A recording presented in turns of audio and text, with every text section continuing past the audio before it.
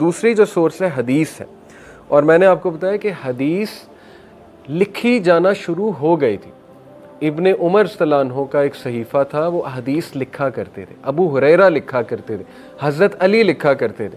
शुरू में रसूलुल्लाह ने मना फरमा दिया था। ये एक वो डाउट आपको देंगे, वो कहेंगे नहीं जी वो तो अल्लाह के नबी ने खुद मना कर दिया था। इसका जवाब बड़ा वाज़ेह है कि मना किया, लेकिन बाद में इजाज़त भी दे दी थी। फ़तह मक्का के बाद एक वफ़द आया रसूलुल्लाह सल्लल्लाहु अलैहि वसल्लम के पास इस्लाम कबूल करने, ये सही हदीस से साबित है।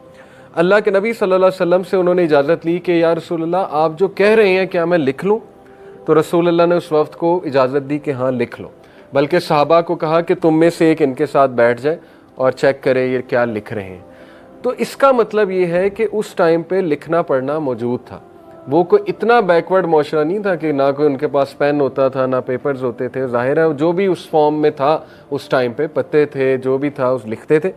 तो वहाँ से साबित हुआ कि हदीस पे लिखना शुरू किया, हदीस उन्होंने, और बहुत से वाक़यात हदीस में आते हैं, क्योंकि you will find so many people जो इन डाउट्स में आते हैं। आपकी फैमिली में भी हो सकते हैं। अब तो बहुत कॉमन है, आपको यूनिवर्सिटीज़ में स्टूडेंट्स मिलेंगे, आपको कोई आपके गली में मिल सकता है जो कहे कि जी हदीस मैं नहीं मानता, हदीस तो बाद में लिखी गई है, या ये जी कि सुन्ना की हमें ज़रूरत नहीं है, बस कुरान हमारे लिए काफ़ी है। कुरानाइट्स कहते हैं ना इन्हें।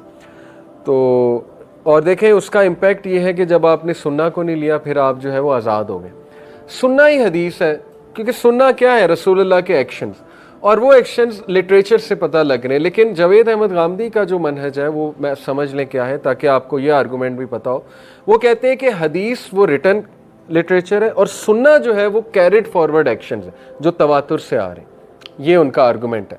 यानी आप किसी को कहेंगे ना कि अच्छा ये बताओ अगर तुम हदीस को नहीं मानते तो नमाज पढ़ने का तरीका कहाँ से आया, तो आपको फ़ौरन जवाब देंगे सुन्ना से। तो आप कहेंगे तो मैं भी तो यही कह रहा हूँ हदीस को मानो। वो कहेंगे नहीं हदीस को नहीं मानते, सुन्ना को मानते। आप कहेंगे फ़र्क क्या है, सुन्ना क्या है? वो कहेंगे सुन्ना ये है कि थ्रू आउट एक्शंस जो आ रहे हैं हम तक, यानी नमाज पढ़ने का तरीका हमें फिजिकल एक्शंस तवातर से आ रहा है। हदीस ये है कि वो अल्फाज हैं, उनमें अप डाउन हो सकता है कुछ ना कुछ मामला। अब जो ये कहता है हदीस में अप डाउन हो सकते हैं अल्फाज, वो इमामों पे शक कर रहे हैं। यही आर्गूमेंट कुरान के खिलाफ भी ला सकते हैं हम। कुरान में भी तो अल्फाज अप डाउन हो सकते हैं, क्योंकि कुरान भी तो सहाबा ने लिखा है ना अल्टीमेटली। हज़रत ज़ैद बिन साबित को कहा था अबू बकर सिद्दीक ने कि कलेक्ट करो, तो आपको हज़रत ज़ैद बिन साबित पे आपको 100% ट्रस्ट है, तो फिर उन्हीं सहाबा पे क्यों नहीं ट्रस्ट के हदीस भी उन्होंने लिखी है, हदीस वो क्यों नहीं सही लिख सकते, हदीस सही क्यों नहीं पहुंच सकती। तो ये अभी ज़रा थोड़ा सा जान लें कि सुन्नत और हदीस को बाइफरकेट करते हैं जावेद अहमद गामदी, उनका मनहज ये है। तो लेकिन ये कि एकेडमिक रद्द इसका ये है कि देखें हदीस और सुन्ना सेम चीज़ है। हम ये कहते हैं दोनों एक ही चीज़ है और महफूज है, अल्लाह ताला ने महफूज करके दी है उम्मत को।